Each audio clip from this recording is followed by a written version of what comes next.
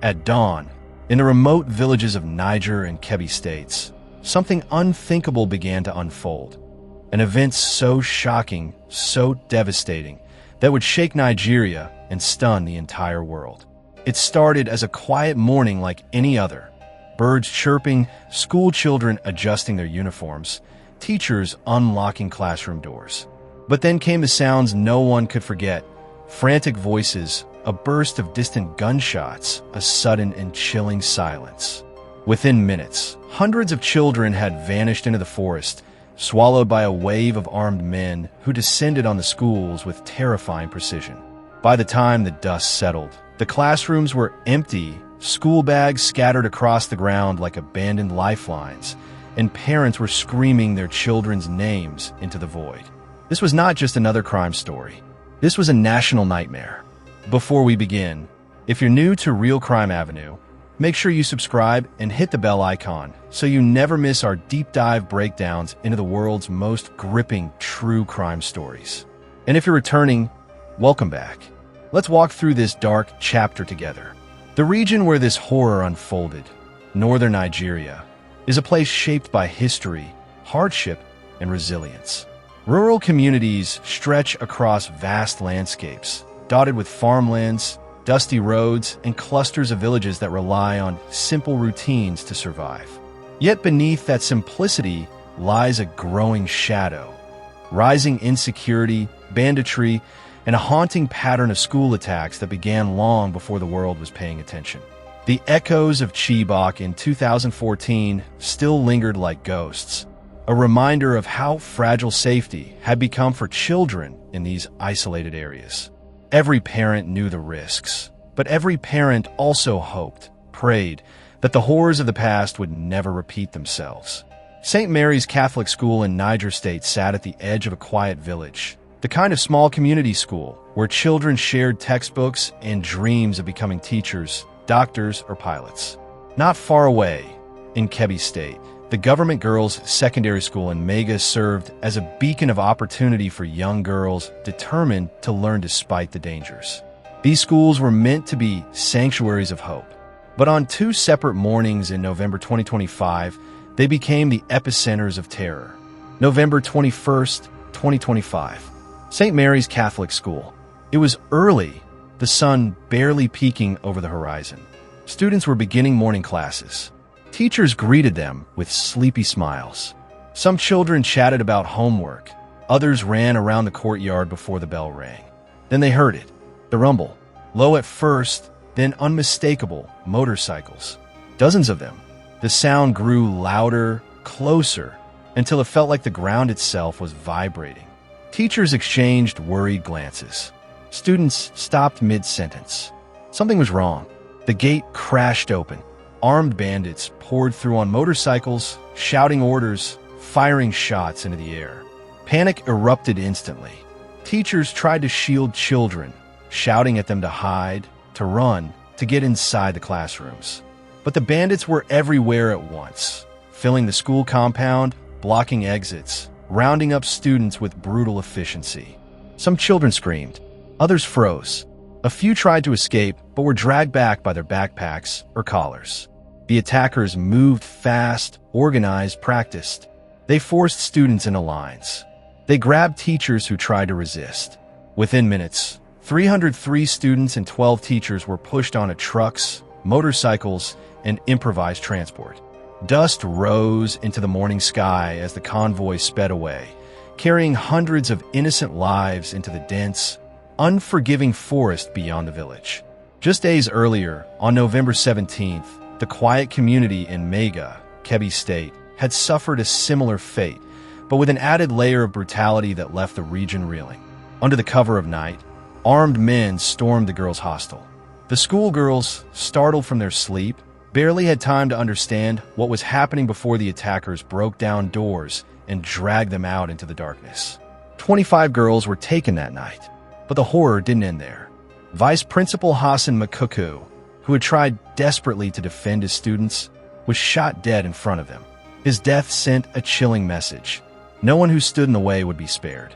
The girls were forced onto motorcycles, their cries swallowed by the night as they disappeared into the same forest that had become a sanctuary for the kidnappers. The mass abduction that followed was a journey straight into the heart of terror. The bandits drove the hostages deep into the bush before abandoning the vehicles and forcing everyone to march on foot. The children walked through narrow bush paths, stumbling over roots and rocks, thorns tearing at their clothes, branches slashing across their faces. The night air grew cold, and the forest wrapped around them like a living, breathing creature. Some of the younger children cried. Others clung to their teachers. Some walked with their heads down, too exhausted to speak. But no one stopped. The kidnappers made sure of that. The march stretched on for hours. When dawn approached, the bandits divided the hostages into smaller groups, separating boys from girls, teachers from students. Confusion spread like wildfire. Teachers begged to stay with their classes, but the kidnappers refused, pointing their rifles at anyone who resisted. The children cried as their familiar faces were torn apart by force. Each group was pushed deeper into the forest, destined for different hideouts where negotiators, ransoms, and fear would dictate their fate. Word of the abductions hit the authorities like a tidal wave. Within hours, Niger State shut down all schools indefinitely. The decision sparked panic and anger, but officials insisted it was the only way to prevent more attacks. Meanwhile, the Nigerian military launched one of the most aggressive search missions the region had seen in years. Soldiers deployed into the forest with tracking teams, armored vehicles, and drones. Helicopters roared overhead, their searchlights slicing through the treetops as they scanned for signs of movement. But the forest was vast, stretched across multiple states, with hidden paths and deep ravines that swallowed footprints before anyone could follow them. Local vigilante groups, known for their knowledge of the terrain, joined the rescue operation. These men, hunters, farmers, community protectors, ventured into the wilderness armed with little more than their determination and old rifles. Together with the military, they combed through the forest, calling out names, searching for clues, following trails that seemed to vanish into thin air. But the kidnappers knew the land well. They moved like shadows, always one step ahead. Communication became a nightmare. Radios cut out, signals died, and every minute lost meant the hostages were dragged farther away. But then, something unexpected happened. An ember of hope flickered inside the darkness. 50 students managed to escape. It happened in the dead of night. The kidnappers had grown overconfident, tired from a long march. Some dozed off. Others wandered away to argue or smoke. The darkness became an opportunity. A group of older boys whispered to each other, gathering courage. If they didn't run now, they might never get another chance. They began to crawl away quietly, making sure not to snap twigs or rustle leaves. Every sound felt amplified in the stillness of the forest. A younger girl almost sobbed, but one of the boys covered her mouth gently, whispering, "You'll see your mother again. Just stay quiet." One by one, they slipped into the shadows.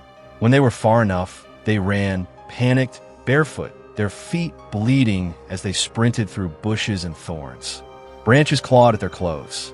Gunshots rang out behind them. The children ducked, scrambled, kept moving. They walked for hours, crawled when they had to, drank from muddy water holes. A teacher who escaped with them encouraged them to keep going. When the sun rose, they stumbled into a farming community, their bodies bruised, their faces streaked with tears and dirt. The villagers rushed to them immediately, offering water, food, wrappers, safety. Soon, the military arrived, shocked to see so many escapees. The reunions that followed were emotional beyond words. Parents collapsed in tears. Siblings clung to the returned children as if afraid they might disappear again. Some students cried uncontrollably. Others stared into the distance, traumatized, unable to speak. But for all the joy of the escape, hundreds were still missing. As the hours passed, outrage began to grip the nation. The images, the news reports, the stories of the kidnapped girls and boys spread across Nigeria like wildfire. In Abuja, Lagos, Kaduna, and countless villages across the north, parents gathered outside government buildings, refusing to leave. They slept on cardboard mats, holding photos of their children. They chanted, they prayed, they demanded answers. Protest banners filled the streets. Protect our children, bring them back, never again. Religious leaders delivered sermons that shook their congregations. Community elders demanded accountability. Activists organized marches that stretched for blocks. And through all of it, one painful question echoed again and again. How could this happen again? The answer was complicated, woven from years of insecurity, political failures, corruption, and the unchecked rise of armed groups across the region. But for the parents still waiting, none of that mattered. All they wanted was their children brought home alive. As days turned to weeks, the forest grew colder. The kidnappers moved constantly, splitting the hostages into smaller units, making negotiations harder. Some students fell ill. Others were forced to march for hours. Teachers tried to maintain hope, whispering encouragement even as their own strength faded. But something else was happening too. Pressure, global pressure, local pressure, political pressure. The government felt the heat of a nation united by grief. The military intensified their efforts. The vigilantes pushed deeper. The kidnappers, realizing they had stirred a fire far larger than they had anticipated, began to panic. Negotiations slowly began. Delicate, dangerous, complex. No one knew how long it would take or how many lives would be lost along the way. But one thing was certain. Nigeria would never forget the days when the forest swallowed hundreds of its children. The kidnappings of November 2025 were not just a crime. They were a national scar, a brutal reminder of the fragility of peace and the courage of children who survived the unimaginable. As the search for answers continued, so did the hope that one day, every child taken that morning would return home. Not just in headlines, but into the waiting arms of the families who refused to give up. And if you want us to continue following this story, tracking developments, tracing the roots, and uncovering what happens next, make sure you're subscribed to Real Crime Avenue. Hit the like button if you believe these children deserve justice, and share this video so more people understand the reality behind the headlines. Thank you for watching today's deep dive into one of the most haunting school abductions Nigeria has ever faced. Stay safe, stay aware, and as always, I'll see you in the next episode.